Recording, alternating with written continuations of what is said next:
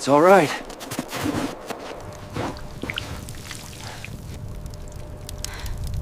Kaya.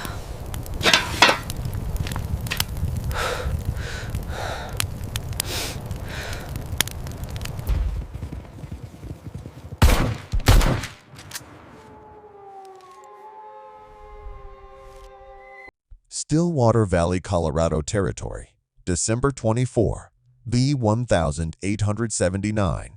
The wind came down from the mountains like a living thing that night, carrying ice in its teeth and hunger in its howl. Clara Dawson stood at the window of her cabin, watching the snow pile against the fence posts until they disappeared entirely, swallowed by white, the way everything in her life had been swallowed by emptiness. Christmas Eve, 1879. The year was dying, and Clara felt she was dying with it. She pressed her palm against the cold glass, watching her breath fog the pain. Through the frost patterns, she could see the small wooden cross at the edge of the property, barely visible now beneath the accumulating snow. 2 names carved into that cross. 2 lives ended before their time. William, age 34. Thomas, age 5. She had not celebrated Christmas in 2 years. Not since the fever took them both in the same brutal week, leaving her with a cabin full of silence and a heart full of ash. The memories came unbidden, as they always did at night. Thomas's small body burning with fever, his eyes glazed and unseeing. William working himself to exhaustion, trying to care for their son, then succumbing to the same sickness 3 days later. The doctor from Ridgewater, arriving too late to do anything but shake his head and mutter about quarantine. The neighbors staying away, afraid of contagion, leaving Clara to dig 2 graves in ground so cold it seemed to resist her shovel out of spite. She had survived. Sometimes she wished she hadn't. Before we continue with Clara's story, take a moment to like this video and comment the number 1 if you're watching from somewhere cold tonight. Your support means the world. The cupboard held 3 potatoes, a handful of dried beans, and half a jar of preserves that had gone questionable sometime in November. No meat, no bread, no coffee. She had rationed carefully through the fall, trading needlework for flour eggs for salt. But winter had come early and hard this year, and the trading had dried up along with everything else. Last week she had eaten the last of the chickens. The week before that, she had sold her milk cow to the Harper family, 8 miles south, getting barely enough to cover the property taxes the county demanded whether you could pay or not. Now Christmas dinner would be whatever she could scrape together from nearly nothing. Clara pressed her forehead against the cold glass. 32 years old and already a ghost haunting her own life. The woman who had once laughed easily and dreamed of filling this cabin with children now moved through her days like smoke present but insubstantial, waiting for something she could not name. Outside, the wind screamed, and the snow fell, and the darkness pressed against the windows like something trying to get in. Clara thought about the rifle above the fireplace. Thought about how easy it would be to simply stop fighting, stop surviving, stop pretending that there was any reason to see another morning. But she had thought about that before, many times, in the worst nights after the funerals, and something always stopped her. Some stubborn spark that refused to be extinguished, some voice that whispered tomorrow might be different even when she knew it wouldn't be. The knock came just after dark, so unexpected that Clara's hand flew to the rifle mounted above the fireplace before her mind caught up with her body. No one came to Stillwater Valley in winter. The nearest town, Ridgewater, sat 12 miles south through passes that became impassable once the snow set in. Her closest neighbor, Eli Harker, lived 3 miles east and kept to himself with the determined solitude of a man who had seen too much of the world to want company. The knock came again. Harder. Desperate. Clara took the rifle down, checked the chamber, and approached the door with the barrel raised. "Who's there, Clara?" A man's voice, rough with cold. "It's Eli." "I need help." She unbarred the door and pulled it open against the wind's resistance. Eli Harker stood on her porch in a coat crusted with snow, his face raw and red beneath his hat. But it was what he carried that stopped Clara's breath in her chest. A woman. Native by her features, high cheekbones, dark hair that had come loose from its braids and now hung in frozen tangles around her face. Her eyes were closed. Her lips had gone blue. And in her arms, clutched, even in unconsciousness, with a mother's fierce grip, was a child. Clara had known Eli for 3 years. Knew he had a ranch 3 miles east where he raised horses and kept to himself. Knew he had fought in the war, which side she had never asked, and come west afterward, looking for something he seemed unable to name. Knew he was the kind of man who helped his neighbors without being asked and disappeared before they could thank him. But she had never seen him like this, urgent, almost desperate, snow melting on his shoulders and something close to fear in his gray eyes. "Found them by the creek," Eli said, his words coming in white clouds. "Half a mile from your place." She collapsed in the snow. The little one was trying to drag her. Couldn't have been out there more than an hour, but in this cold, he shook his head. "My place is too far." "I didn't think she'd make it." Clara stepped aside, without thinking, her body moving on instincts older than her grief. "Bring them in." "By the fire." Eli carried the woman inside and laid her on the rug before the hearth. The child, a girl Clara saw now, maybe 4 years old, scrambled away from Eli's reaching hands and pressed herself into the corner, eyes wide with terror. "She won't let me touch her," Eli said. "Been like that since I found them." Clara set the rifle aside and knelt slowly, making herself small, unthreatening. The little girl watched her with the wariness of a wild creature that had learned early that the world was full of teeth. "It's all right," Clara said softly. "No one here will hurt you." But the child did not believe her. Why would she? Claire did not know what this girl had seen, what had driven her mother to flee through a blizzard on Christmas Eve. But she knew fear when she saw it. Real fear. The kind that settled into bones and stayed there. "Build up the fire," Clara told Eli, "and put water on to heat. We need to get her warm." She turned her attention to the woman on the floor. Young mid-20s, perhaps. Her dress was buckskin worn, but well made, and around her neck hung a necklace of small blue stones that caught the firelight. She was beautiful, Clara realized, even like this, even with frost on her lashes and death circling close. Clara pressed her palm to the woman's forehead. Hot, burning hot, despite the cold that had nearly killed her. "Fever," Clara said. "She's sick." The cold almost finished what the sickness started. She had seen fevers before. had watched them take her husband and son. The memory rose up like bile in her throat, but she forced it down. This woman was not William. This child was not Thomas.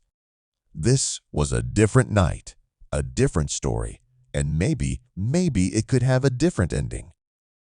"Can you help her?" Clara looked at the woman's face, young, beautiful, even now, even with frost on her lashes and death circling close. She looked at the child still pressed into the corner, watching her mother with desperate eyes. She thought about the fever that had swept through her home 2 years ago, the helplessness she had felt as her world collapsed around her. And something shifted in her chest. Something that had been frozen for 2 years, thawing painfully in the presence of need. "I can try." She turned to Eli. "Help me get her clothes off. We need to get her warm and dry before the fever takes hold. Her clothes, they're soaked through. If we leave them on her, she'll never warm up." Clara was already moving, pulling blankets from the chest at the foot of her bed, heating water in the kettle, gathering the herbs she kept in the cabinet above the stove. The cold is killing her as surely as the sickness. We have to fight both. Eli hesitated for just a moment, the hesitation of a man raised to respect propriety, then nodded and began removing the woman's frozen moccasins. The night passed in fragments, each one bleeding into the next, like watercolors in rain. Claire stripped the wet clothes from the woman, gently, carefully, trying not to wake her from the fevered sleep that had claimed her. The buckskin dress came away stiff with ice. Beneath it, the woman's body was too thin, her ribs visible beneath skin, the color of autumn earth. She had been starving, Clara realized. Starving and sick, and still somehow walking through a blizzard with a child in her arms. There were scars, too. Old ones faded to silver on her shoulders and back. Scars that spoke of violence, of survival of a life harder than Clara could imagine. What drove a person to that? What fear was greater than death itself? Eli worked the fire until it roared, then paced the small cabin like a caged animal, too big for the space, too restless to sit still. Claire had known him for 3 years now, ever since she and William had arrived in Stillwater Valley with dreams of homesteading and raising cattle. He had helped them build the fence around their property, had brought venison when the first winter hit hard, had stood beside her at the graves when she buried her husband and son. But she did not know him. Not really. He was a man of silences, and she had learned not to ask questions of people who did not offer answers. Tonight, though, in the strange intimacy of crisis, fragments of his story emerged without his meaning to tell them. "Saw a lot of this in the war," he said at one point, watching Clara work. "Men freezing, men fevered. Learned that the body's a strange thing. Sometimes it gives up when it shouldn't. Sometimes it fights when there's no reason to fight." He paused. "She's a fighter, this one. You can see it in her face.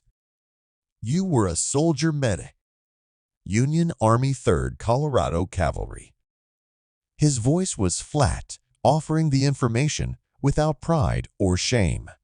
Saw Sand Creek. Saw what men do to each other when they decide someone isn't human. He looked at the woman on the floor, native vulnerable, utterly at their mercy, and something dark moved across his face. "Swore I'd never let that happen again. Not if I could help it." Clara absorbed this information, filing it away. It explained things about Eli. She had wondered about his distance, his watchfulness, the way he always seemed to be standing between other people and something they couldn't see. "She's Apache," Eli said after a long silence. "From the markings on her dress, Maybe. Shirika Hua. Hard to say. Does it matter? He looked at her, something flickering in his gray eyes. Might matter to some folks. There's been trouble up north. Raiding. The army's been moving people onto reservations. Anyone caught off the land, she's a woman with a child, Clara cut him off. Sick and half frozen. Tonight, that's all that matters. Eli nodded slowly, and Clara thought she saw something like respect in his expression. Or maybe it was just the firelight playing tricks. The child had not moved from her corner. Clara brought her a cup of water and a blanket, setting both on the floor within reach, but not too close. The girl watched her with those enormous dark eyes, still and silent as a held breath. She was tiny, Clara realized. Too small for what Clara guessed to be 4 years old. Underfed, like her mother. Her dress was a miniature version of the woman's buckskin, and around her neck hung a small pouch on a leather cord, a medicine bundle, Clara guessed, though she knew nothing of Apache ways. It's all right, Clara said softly, kneeling until she was at the child's eye level. No one here will hurt you. But the child did not believe her.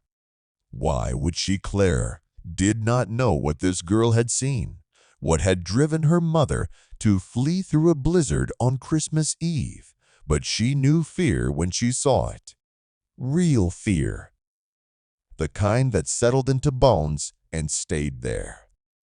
Thomas had looked at her like that once. In those last days, when the fever took hold and the world stopped making sense.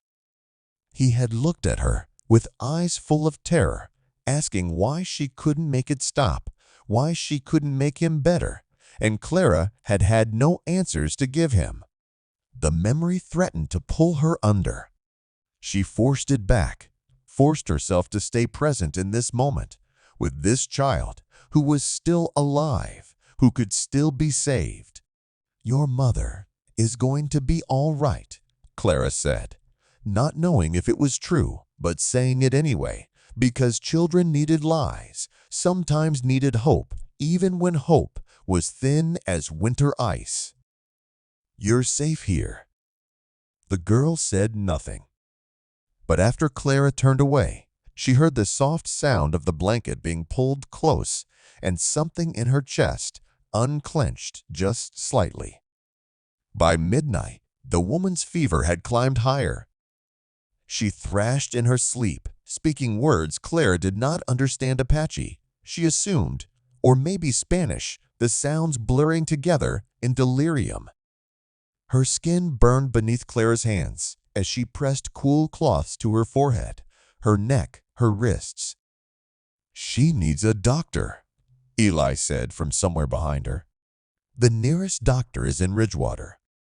12 miles through a blizzard. I could try, you'd die.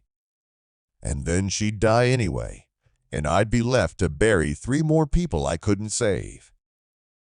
Clara's voice cracked on the last word. She had not meant to say, it had not meant to let her grief show, but exhaustion and fear had stripped away her defenses. Eli was quiet for a long moment. Then he crossed the cabin, knelt beside her, and put his hand on her shoulder. The touch was brief, barely there, but Clara felt it like a brand. You're not alone tonight, he said. Whatever happens, you're not alone. She wanted to believe him. Wanted it so badly that the wanting itself felt like weakness. There's yarrow in my medicine box, she said, pushing down the tightness in her throat. And dried elderflower. If I can get the fever down before dawn. Tell me what to do. They worked together through the darkest hours, Eli following Clara's instructions with the steady competence of a man accustomed to crisis.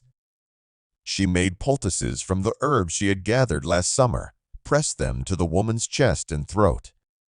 She spooned thin tea between cracked lips, coaxing fluid into a body that had been pushed past all reasonable limits. And somewhere in those desperate hours, as the blizzard howled outside and the fire crackled within the woman's eyes opened, dark eyes, deep as wells filled with fear and something else, a fierce burning will that had kept her walking when her body wanted to die. "Kaya," she whispered. The word came out cracked, desperate. "Where is Kaya?" Clara turned to look at the corner.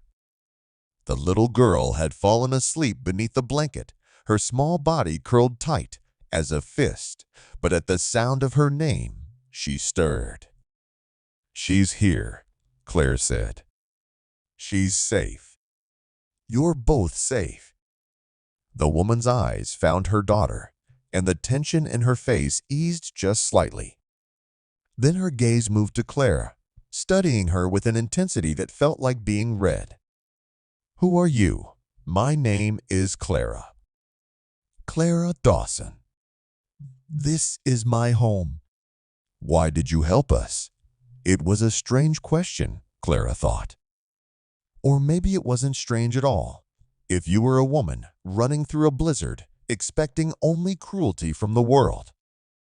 "Because you needed help," Clara said simply. "And it's Christmas." Something shifted in the woman's expression. Not quite belief, not yet, but the beginning of something that might become trust if given enough time and care.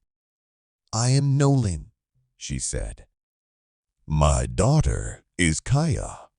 Rest now, Nalin. We'll talk more when you're stronger." But Nalin's hand shot out and gripped Clara's wrist with surprising strength. "There are men coming," she said, her voice urgent despite its weakness. "Men who want to hurt us." "If they find us here, then we'll deal with that when it comes." Clara gently loosened Nalin's grip, but did not pull away. "Tonight, the only thing that matters is getting you well." Nalin's eyes held hers for a long moment. Then slowly, she nodded and let her head fall back against the pillow Clara had fashioned from a folded blanket. Outside, the wind screamed against the cabin walls. Inside, the fire burned warm and steady, holding back the darkness. And Clara Dawson, who had not felt needed in 2 years, found herself praying for the first time since she buried her son, praying that dawn would find them all still alive, still together, still fighting. Christmas morning came gray and quiet, the storm having finally blown itself out sometime before sunrise. Clara woke from a thin doze in the chair beside the fire to find weak light pressing through the frost-covered windows and the cabin wrapped in an unfamiliar sound. Silence. True silence, the kind that came only after a blizzard, when the world held its breath beneath a blanket of new snow. She sat up slowly, her body aching from the night's work and the uncomfortable angle of sleep. Her neck had a crick in it. Her hands smelled of herbs and sweat and sickness. But she was awake, and the cabin was warm, and somehow they had all survived the night. Nalin was still sleeping, but her fever had broken during the night. Her skin, when Clara touched it, felt warm instead of burning, and her breathing had eased from the ragged struggle of the previous hours to something slower, deeper. She would live. Against all odds, she would live. The relief that washed through Clara was so intense it brought tears to her eyes. She had not been able to save William. She had not been able to save Thomas. But this woman, this stranger who had stumbled into her life on the worst night of the year, this woman she had kept alive through sheer stubbornness and whatever knowledge she had gleaned from books and necessity, It felt like redemption, or the beginning of it anyway. The little girl, Kaya, was awake, sitting cross-legged on the floor, where she had slept, watching Clara with those dark, wary eyes. In daylight, Clara could see her more clearly, a beautiful child, with her mother's high cheekbones and a dusting of freckles across her nose that seemed out of place, unexpected. Her hair was tangled and matted, her dress torn at the hem, but she sat with a stillness that spoke of discipline, of having learned young that movement attracted attention. "Good morning," Clara said softly. Kaya said nothing, but she did not look away either. Clara's eyes went to the corner where Eli had bedded down for the night, but the blankets were empty. She heard sounds from outside the chunk of an axe, biting into wood, and understood. He was already working, cutting firewood to replace what they had burned through the night. Even on Christmas morning, even after being awake most of the night, the realization sparked something warm in Clara's chest. Gratitude, yes, but something else too. Something she did not have a name for yet. She turned back to Kaya. "Are you hungry?" The child's expression did not change, but Clara saw her swallow. Saw the almost imperceptible nod. "Wait here." She went to her meager cupboard and took stock of what remained. 3 potatoes, no 2 now after last night's meal. A handful of dried beans. Half a jar of questionable preserves. Not much of a Christmas dinner, but perhaps enough for breakfast if she stretched it carefully. Clara thought about all the Christmases before, the abundance of food, the laughter Thomas's face when he found the wooden horse William had carved for him under the tree. The ghost of that happiness moved through her like a cold wind, but she did not let it stop her. Those days were gone. These were the days she had now. And in these days, 2 potatoes and a handful of beans would have to be enough. She had just started peeling the potatoes when the cabin door opened and Eli stepped inside, bringing cold air and the smell of pine. He carried an armload of freshly split wood, which he stacked beside the fireplace before removing his coat and hat. "Storms passed," he said, "but the drifts are deep. We won't be getting to town anytime soon. How deep waist high, in places. I've seen worse, but not by much." Clara nodded, processing this information. They were trapped then. All of them stuck together in the small cabin until the snow melted enough to clear the passes. Days at minimum, possibly weeks. "The woman's better," she said. "Fever broke." "That's good." Eli's eyes went to where Nalin lay sleeping, then to Kaya in her corner. Something moved across his face, concern, maybe, or calculation. "What are we going to do with them?" "Do with them? You heard what she said last night. There are men looking for her. If they come here, then we deal with it." Clara heard the edge in her own voice and softened it deliberately. "But not today. Today is Christmas. Today we eat whatever breakfast I can put together from 3 potatoes and hope, and we don't worry about what might happen tomorrow." Eli studied her for a long moment.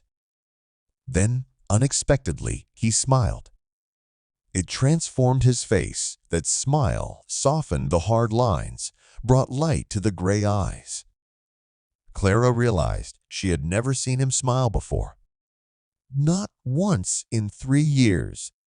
"You sound like my mother," he said. She used to say, "Worry was just praying for what you don't want." Your mother sounds like a wise woman. She was. The smile faded, replaced by something quieter. She's been gone 15 years now. Clara wanted to ask more about his mother, about his past, about all the things she didn't know about this man who had been her neighbor for 3 years and remained a stranger. But before she could speak, a small voice interrupted. "Mama," they both turned. Kaya had risen from her corner and crossed to where Nalin lay kneeling beside her mother, with her small hand pressed to Nalin's cheek. Nalin's eyes were open clearer now than they had been in the depths of fever, and fixed on her daughter's face with an expression of pure, overwhelming love. "I'm here," Nalin whispered. "I'm here, little one." Kaya said something in Apache, the words tumbling out fast and desperate, and Nalin answered in the same language, her voice soothing despite its weakness. Clara did not understand the words, but she understood the meaning, the comfort of a mother reassuring her child, the relief of a child finding her mother still alive. She had to turn away, had to press her hand to her mouth to hold back the sound that wanted to escape. Because she remembered holding Thomas when he was small and frightened, remembered whispering that everything would be all right, remembered believing it was true. A hand touched her elbow. Eli, standing close, his expression unreadable, but his touch gentle. "I'll go check the animals," he said quietly. "Give you some time." He was out the door before she could respond, leaving Clara alone with her grief and her guests, and the weight of memory pressing down on her chest. But she did not have time for grief. Not today. Today there was breakfast to make, and a sick woman to tend, and a frightened child to somehow reach. Clara wiped her eyes, straightened her shoulders, and got to work. By afternoon, no one was strong enough to sit up, though Clara insisted she stay wrapped in blankets beside the fire. The color had returned to her face, warm brown instead of fever gray, and she watched Clara move around the cabin with eyes that missed nothing. Clara had managed a breakfast of fried potatoes and weak tea, stretching her supplies as far as they would go. Eli had returned with a rabbit he'd snared in the woods, and Clara set it to stewing with the dried beans, filling the cabin with an aroma that made her stomach clench with hunger. Kaya had moved from her corner to her mother's side and had not left since. She sat pressed against Nalin, one small hand fisted in the fabric of the blanket, as if afraid that if she let go, her mother might disappear. "You saved us," Nalin said, breaking a silence that had stretched for several minutes. "I do not know how to repay such a debt." "There's no debt," Clara said, stirring the stew. "I only did what anyone would do." "No." The word came sharp certain. "Not anyone. Many would have turned us away." "Many would have." She stopped, swallowed. "We have not been shown kindness by your people." Clara set down her spoon and turned to face Nalin fully. "What happened to you? Why are men looking for you?" For a long moment, Nalin was silent. Her hand found Kaya's head, stroking the tangled hair with automatic gentleness. When she spoke, her voice was low, carefully controlled. "My husband was Taza, a warrior of our people. 3 moons ago, a white man came to our camp to trade. But he did not want to trade. He wanted another pause, longer this time. He wanted me. When Taza refused, when he tried to protect me, the man drew his gun. Taza killed him with his knife." Clara's breath caught. She knew how this story would end. Had heard too many like it in the years since coming west. They said it was murder. Nalin continued, her voice, flat now emptied of emotion. The army came. They killed Taza. They killed many of our people. Those who survived were taken to the reservation. But I ran. I took Kaya, and I ran because I knew what they would do to the wife of a man who had killed a white trader. Where were you going north? There are still places in the mountains where our people live free. I thought if I could reach them. Nalin's voice cracked. But I was weak. Stupid. I thought I could outrun winter. Eli spoke from the corner where he had been sitting, quietly working oil into a length of leather. The man your husband killed. Did he have a name? Nalin's eyes went to him sharp and wary. Crenshaw. Jacob Crenshaw. Something shifted in Eli's expression. Clara saw it, a tightening around the eyes, a hardening of the jaw. What is it? She asked. Jacob Crenshaw was a trader out of Ridgewater. Eli, slowly, had a brother named Silas. Silas, as he paused, choosing his words. Silas is not a forgiving man. He's rich, he's connected, and he holds grudges like other men hold religion. Nolan's arms tightened around Kaya. He is the one who follows us. He has hired men. Many men. How do you know? Because I have seen them. At every camp, at every crossing, they appear. I thought we had lost them in the mountains, but she shook her head. They are patient. They will not stop until they find me. The cabin fell silent. Outside, the wind had picked up again, whistling through the gaps in the walls. Clara looked at Nalin, at Kaya, at Eli, and felt the weight of decision pressing down on her. This was danger. Real danger, the kind that could get people killed. The smart thing would be to distance herself, to tell Eli to take Nalin and Kaya somewhere else, anywhere else before this Silas Crenshaw came looking. But Claire had lost her husband and her son to forces beyond her control. She had spent 2 years being helpless, watching the people she loved slip away while she stood by, unable to do anything. She was done being helpless. How many men? She asked. Nalin blinked clearly, not expecting the question. What? How many men does Crenshaw have? I do not know. 6, maybe. 8. I have not counted. And when did you last see them? 2 days before the storm. In the foothills east of here. Clara nodded, a plan forming in her mind. She turned to Eli. The storm will have slowed them down. Bought us time.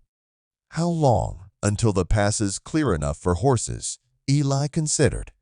4 days minimum. Maybe 5. Then we have 4 days to prepare. Prepare for what? Nalin asked. Clara met her eyes. For whatever comes next. The days that followed took on a rhythm that Clara had not felt since William was alive.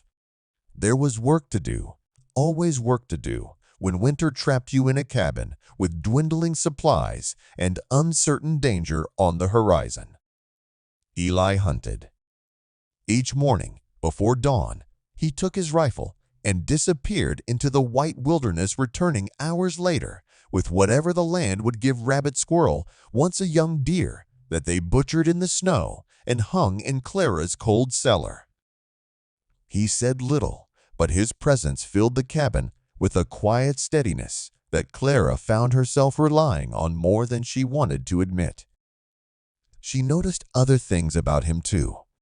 The careful way he moved around Nalin and Kaya, always announcing himself before entering a room, always giving them space. The gentleness in his hands when he helped Clara with the heavier work. the way his eyes would find hers across the cabin and hold for just a moment before looking away. "He is a good man," Nalin said one afternoon when Eli had gone out to check his snares. "Different from other white men I have known." Clara looked up from the shirt she was mending, one of Eli's torn at the shoulder from hard use.